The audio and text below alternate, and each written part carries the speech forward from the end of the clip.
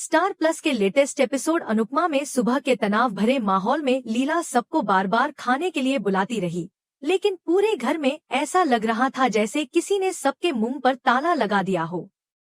किसी को खाने का ख्याल नहीं था। अंश के फोन पर प्रार्थना की कॉल लगातार आ रही थी, लेकिन वह हर बार स्क्रीन देखकर कॉल को नजरअंदाज कर देता। उसके चेहरे पर साफ झुंझलाहट थी, जैसे वह किसी उलझन से खुद को दूर रखना चाहता हो।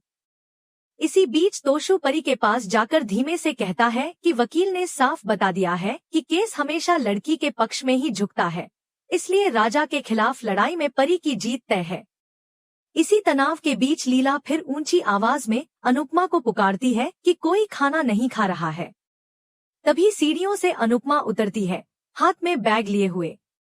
उसे देखकर परी और ईशानी चौंक जाती है, क्योंकि बैग उनके ही थे, साफ साफ पैक किए हुए। अनुपमा सबके सामने घोषणा करते हुए कहती है कि अब से परी और ईशानी उसके साथ मुंबई में रहेंगी। यह सुनते ही दोनों लड़कियों के चेहरे की हवाइयां उड़ जाती हैं।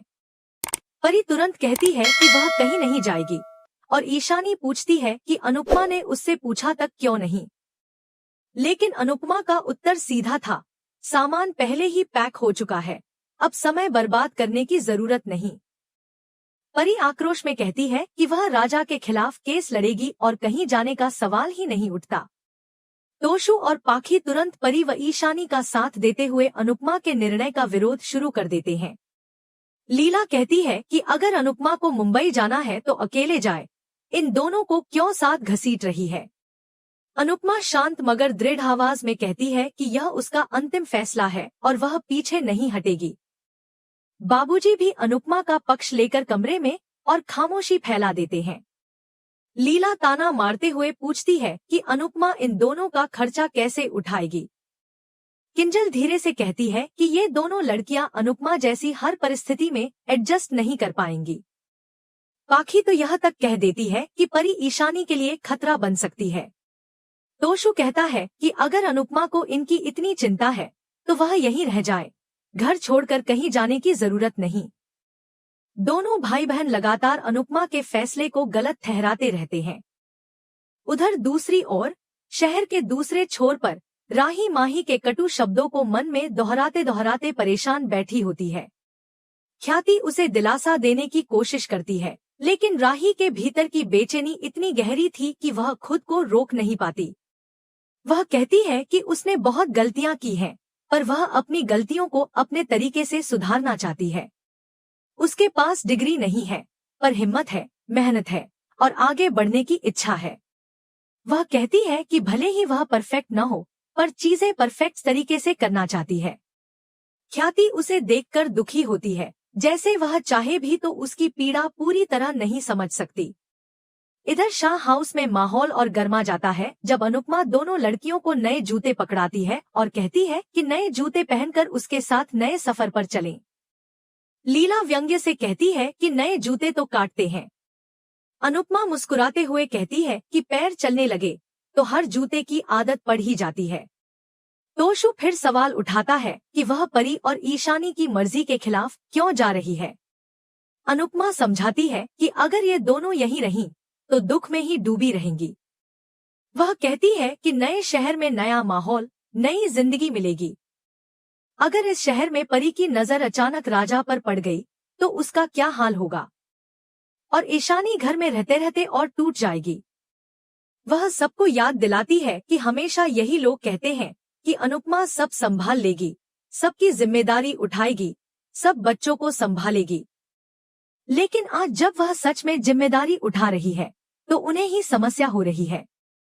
तोशु और पाखी तुरंत पलटकर कहते हैं कि उन्हें अपनी जिम्मेदारियां खुद उठाना आता है। अनुपमा उनसे सवाल पूछती है कि क्या उन्होंने आज तक एक भी जिम्मेदारी ढंग से निभाई है। घर में हर कोई खामोशी से अपने पिछले व्यवहार को याद करता है। वे हमेशा अनुपमा पर ही निर्भर रहे। अनुपमा पूरे आत्मविश्वास के साथ सबको कहती है कि परी और ईशानी की देखभाल उसे अपने तरीके से करने दे, उसके फैसले पर भरोसा करें। वह साफ घोषणा करती है कि दोनों लड़कियां उसके साथ मुंबई जा रही हैं और वह सब संभाल लेगी। फिर वह एक कड़ी चेतावनी देती है कि अगर आज उन्होंने उसकी बात नहीं मानी तो आगे से कभी भी उससे मदद मांगने नहीं आना। पूरे कमरे में सन्नाटा छा जाता है। परी गुस्से और आंसुओं के बीच कहती है कि अनुपमा इस तरह जबरदस्ती नहीं कर सकती। वह चीख कर कहती है कि वह उसके साथ नहीं जाएगी। इसी गुस्से में परी अपने हाथ में पकड़े नए जूते फेंक देती है। कमरा जैसे ठहर जाता है और सबकी निगाहें बस उन गिरे हुए जूतों पर अटक जाती हैं, जैसे उनके साथ ही रिश्तों का धैर्य भी जमीन पर गिर पड़ा हो। ईशानी का मन भी परी की तरह डगमगा गया और वह साफ मना कर देती है। अनुपमा बिना कुछ कहे जूते उठाकर फिर उनके सामने रख देती है और बेहद शांत स्वर में कहती है कि गुस्से या तकरार से नहीं, समझदारी से जूते पहनो और मेरे साथ चलो। अंश, जो अब तक चुप था, बीच में बोल पड़ता है कि अनुपमा को गलत मत समझो, वह तुम दोनों की मजबूरी नहीं, भलाई देख रही है। उसने कहा कि अगर मैं तुम दोनों की जगह होता तो इतने बड़े मौके को हाथ से कभी जाने नहीं देता। मुंबई की तेज रफ्तार जिंदगी में इंसान को अपने दुखों का बोझ समझ भी नहीं आता, वो खुद ब खुद हल्का हो जाता है। बाबूजी भी अंश की बात पर सिर हिलाकर अनुपमा के फैसले का समर्थन करते हैं। किंजल परी को समझाती है कि मम्मी गलत नहीं है, उस पर भरोसा करो और उनके साथ चली चलो। उधर लीला गुस्से से तमतमाकर बोलती है कि ठीक है, जिसे जो करना है करो, मैं नहीं पड़ती बीच में। पाखी अचानक घोषणा करती है कि अगर मम्मी जा रही हैं, तो मैं भी साथ चलती हूँ।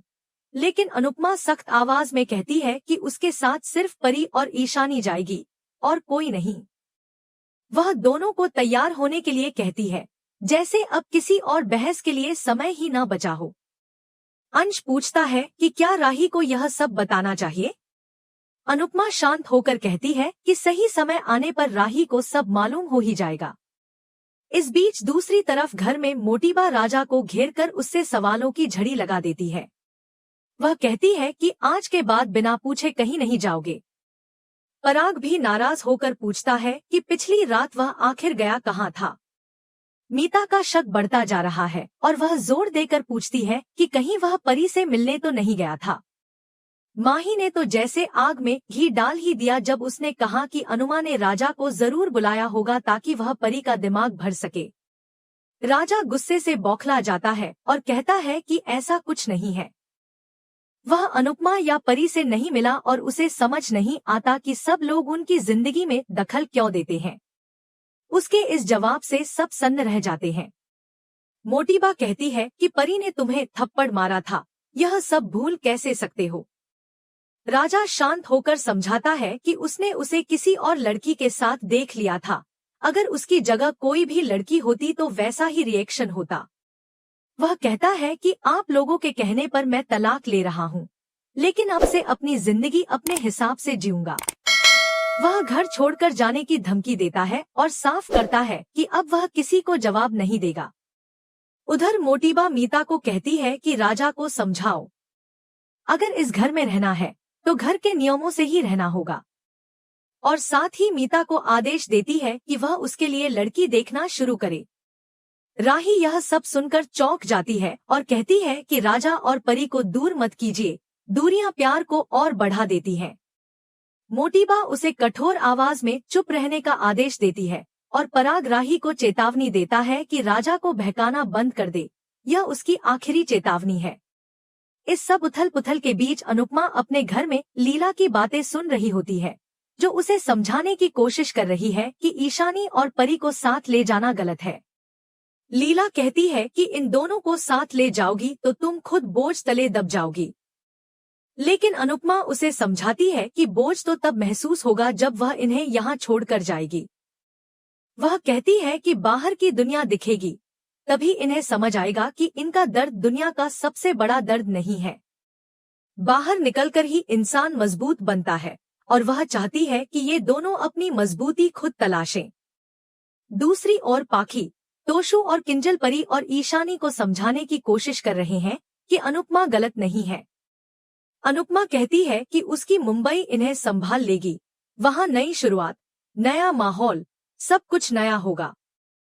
जिस शहर में इंसान के लिए रुककर रोने का भी वक्त नहीं होता, वहाँ इनके जख्म जल्दी भर जाएंगे। इसी समय माही मोटीबा के पास बैठी ईशानी और परी के खिलाफ शिकायतें करते नहीं थकती।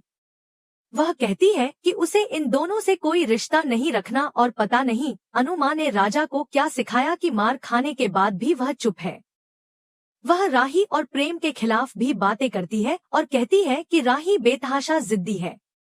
मोटीबा यह सुनकर कहती है कि अच्छा हुआ अनुपमा इन दोनों को लेकर मुंबई जा रही है, घर से परेशानी कम हो जाएगी। मीता चिंता करती है कि परी चली जाएगी तो तलाक कैसे होगा, लेकिन मोटीबा कहती है कि तलाक तो होकर ही रहेगा। उसी समय प्रेम और राही अनुपमा से मिलने आते हैं। लीला राही से पूछती है कि उसकी मोटीबा माही को तो ऑफिस भेजती है काम करने, लेकिन राही से घर का काम करवाती है, यह कैसा न्याय है। प्रेम बताता है कि राही उसके साथ काम कर रही है। यह सुनकर अनुपमा का चेहरा खिल उठता है। राही कहती है कि वह मेहनत करना चाहती है और बहुत कुछ सीखना भी।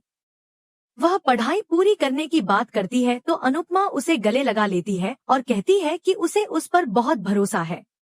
लीला कहती है कि मोटीबा उसे पढ़ने नहीं देगी, लेकिन अनुपमा जवाब देती है कि आजकल बड़े बुजुर्ग बहू की पढ़ाई को सपोर्ट करते हैं और कई लड़कियां शादी के बाद डिग्री पूरी करती हैं। राही कहती है कि वह किसी तरह मोटीबा को मना लेगी। प्रेम भी राही का साथ देने की बात कहता है और अनुपमा से कहता है कि वह बेफिक्र होकर मुंबई जाए। अनुपमा दरवाजे पर खड़ी परी और ईशानी का इंतजार करती रहती है। लीला जोर देकर कहती है कि वह दोनों नहीं जाएगी, लेकिन अनुपमा दृढ़ स्वर में कहती है कि उन्हें जाना ही पड़ेगा, नहीं तो उनकी जिंदगी हमेशा इसी दर्द के चक्र में घूमती रहेगी। प्रेम चाय बनाने अंदर जाता है और अनुपमा चिंतित मन से दरवाजे की ओर देखती रहती है। एपिसोड का अंत वहीं होता है और आगे दिखाया जाएगा कि अनुपमा अंततः परी और ईशानी को साथ लेकर मुंबई पहुंच जाती है। मुंबई की सड़कों पर चलते हुए परी एक मछली बेचने वाली से टकरा जाती है और गुस्से में उस पर चिल्लाती है, लेकिन अनुपमा उसे समझाती है कि काम सिर्फ ऑफिस में ही नहीं होता, घर चलाने वाली औरतें भी वर्किंग वुमन होती हैं। परी अपनी गलती समझकर माफी मांग लेती है और अनुपमा आसमान की ओर देखकर नई शुरुआत के लिए प्रार्थना करती है।